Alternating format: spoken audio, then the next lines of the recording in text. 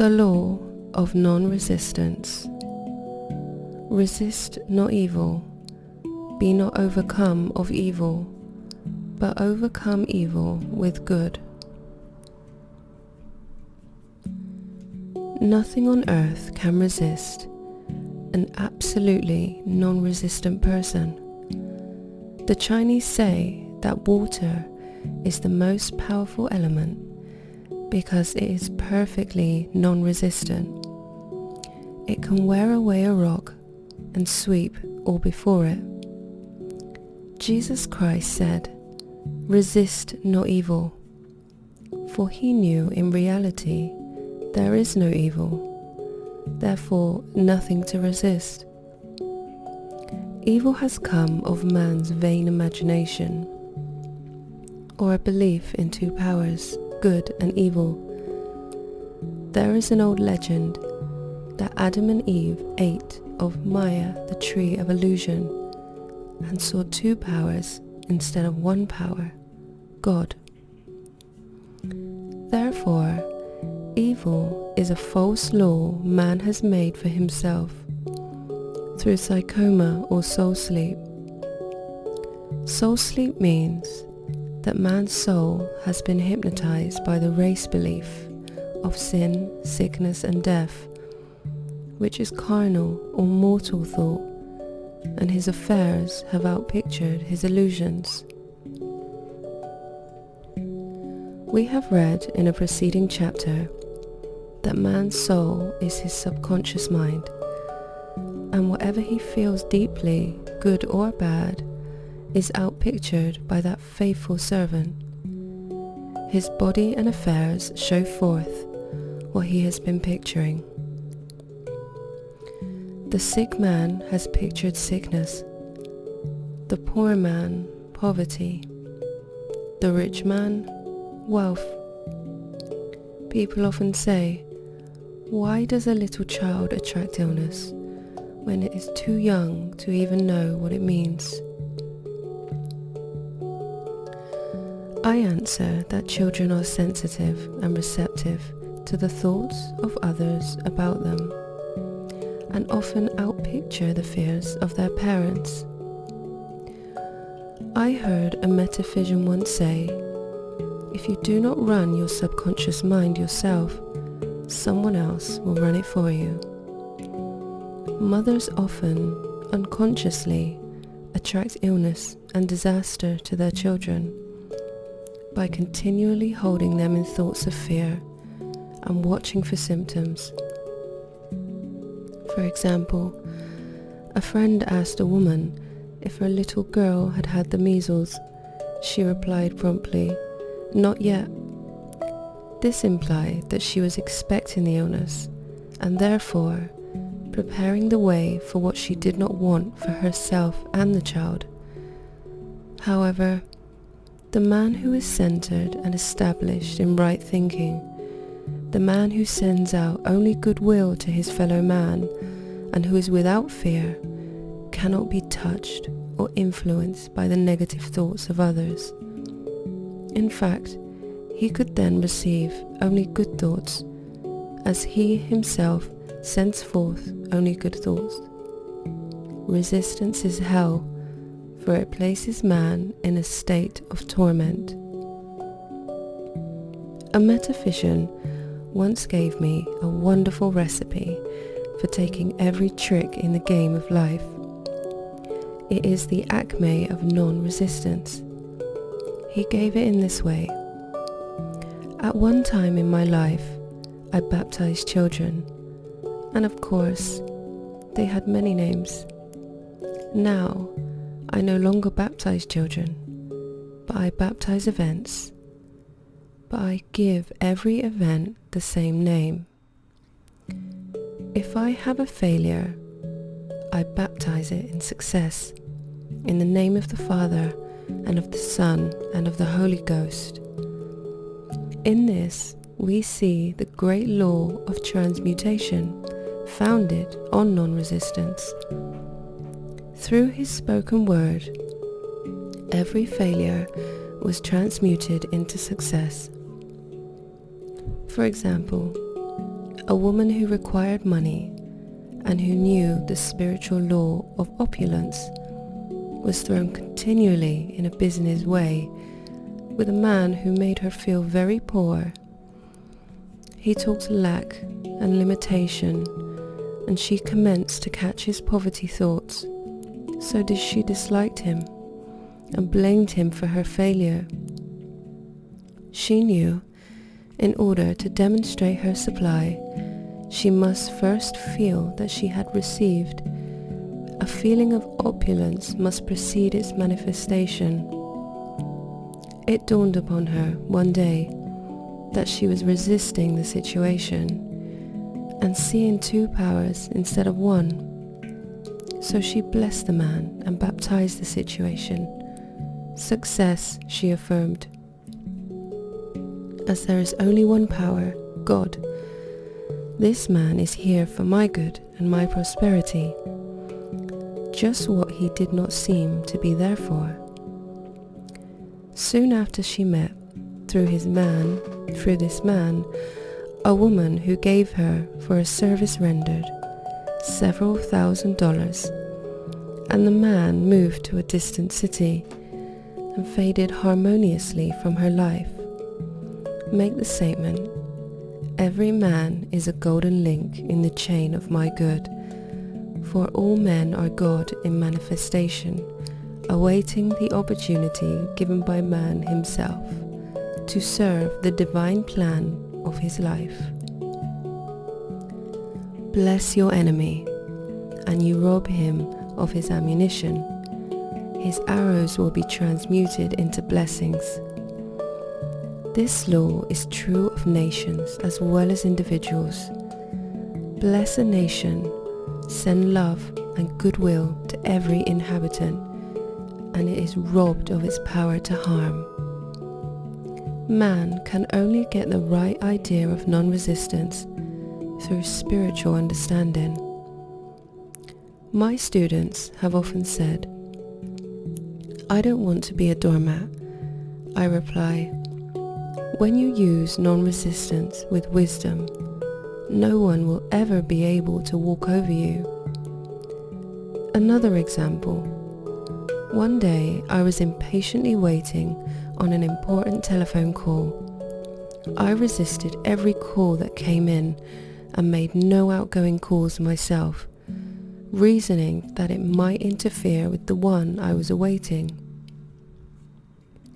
Instead of saying, divine ideas never conflict, the call will come at the right time, leaving it to infinite intelligence to arrange, I commenced to manage things myself.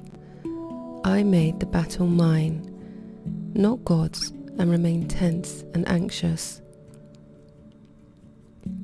The bell did not ring for about an hour, and I glanced at the phone and found the receiver had been off that length of time, and the phone was disconnected.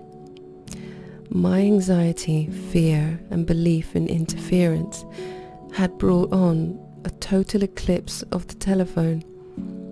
Realizing what I had done, I commenced blessing the situation at once. I baptized it success and affirmed, I cannot lose any call that belongs to me by divine right. I am under grace and not under law.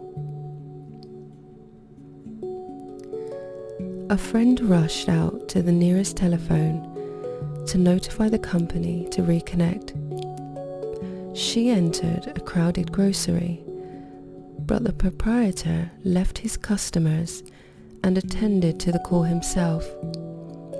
My phone was connected at once, and 2 minutes later I received a very important call, and about an hour afterward, the one I had been awaiting. One's ships come over a calm sea. So long as man resists a situation, he will have it with him. If he runs away from it, it will run after him. For example, I repeated this to a woman one day and she replied, "How true that is. I was unhappy at home. I disliked my mother, who was critical and domineering, so I ran away and was married, but I married my mother. For my husband was exactly like my mother, and I had the same situation to face again. Agree with thine adversary quickly. That means agree that the adverse situation is good, be undisturbed by it, and it falls away of its own weight. None of these things move me is a wonderful affirmation.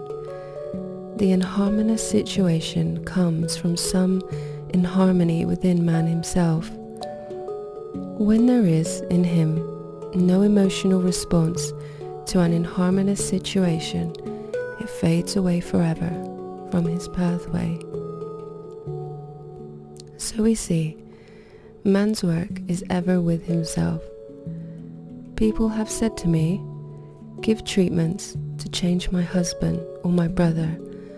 I reply, no, I will give treatments to change you. When you change, your husband and your brother will change. One of my students was in the habit of lying. I told her it was a failure method, and if she lied, she would be lied to. She replied, I don't care. I can't possibly get along without lying. One day she was speaking on the phone to a man with whom she was very much in love. She turned to me and said, I don't trust him. I know he's lying to me. I replied, well, you lie yourself, so someone has to lie to you, and you will be sure it will be just the person you want the truth from. Sometime after that, I saw her and she said, I'm cured of lying. I questioned, what cured you? She replied, I have been living with a woman who lied worse than I did. One is often cured of his faults by seeing them in others. Life is a mirror, and we find only ourselves reflected in our associates. Living in the past is a failure method and a violation of spiritual law.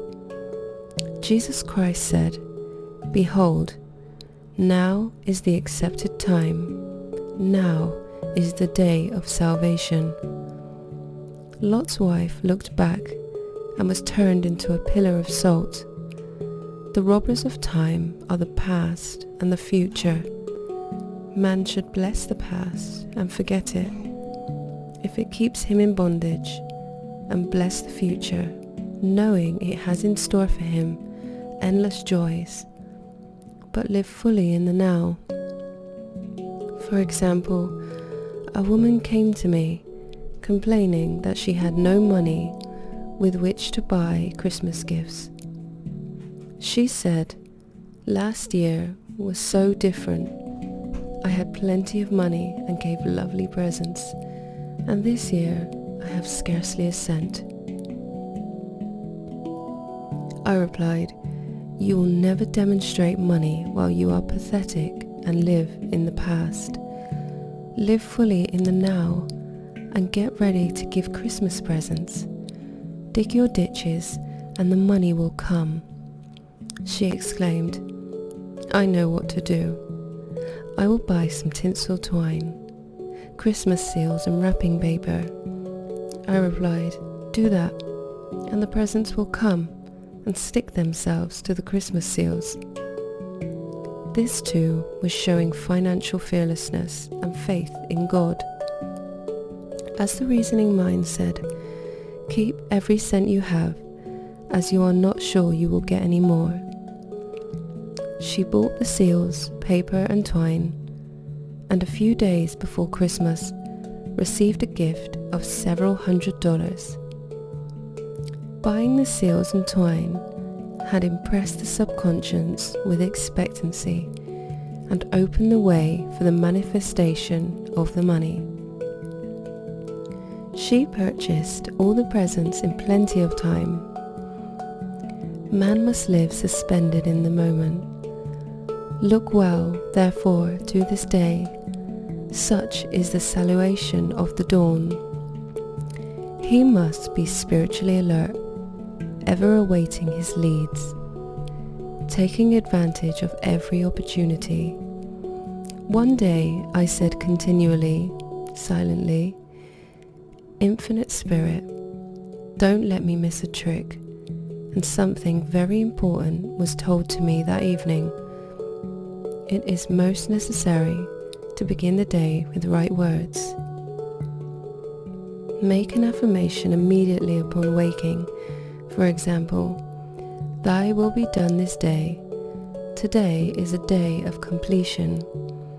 I give thanks for this perfect day. Miracle shall follow miracle, and wonders shall never cease.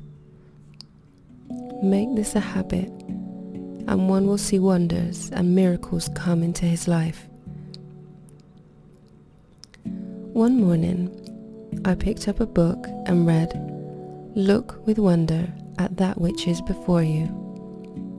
It seemed to be my message for the day, so I repeated again and again, Look with wonder at that which is before you.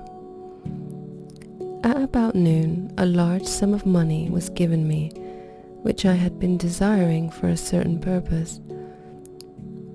In a following chapter, I will give affirmations that I have found most effective. However, one should never use an affirmation unless it is absolutely satisfying and convincing to his own consciousness.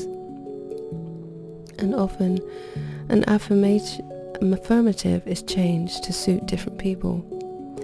For example, the following has brought success to many. I have a wonderful work in a wonderful way. I give wonderful service for wonderful pay. I gave the first two lines to one of my students, and she added the last two.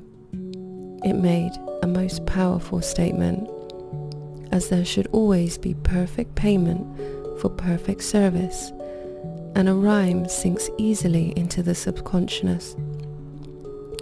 She went about singing it aloud, and soon did she receive wonderful work in a wonderful way, and gave wonderful service for wonderful pay. Another student, a businessman, took it and changed the word work to business. He repeated, I have a wonderful business in a wonderful way, and I give wonderful service for wonderful pay. That afternoon, he made a $41,000 deal, though there had been no activity in his affairs for months. Every affirmation must be carefully worded and completely cover the ground. For example, I knew a woman who was in great need and made a demand for work. She received a great deal of work, but was never paid anything. She now knows to add wonderful service for wonderful pay. It is man's divine right to have plenty, more than enough. His barns should be full, and his cup should flow over. This is God's idea for man, and when man breaks down the barriers of lack in his own consciousness, the golden age will be his, and every righteous desire of his heart fulfilled.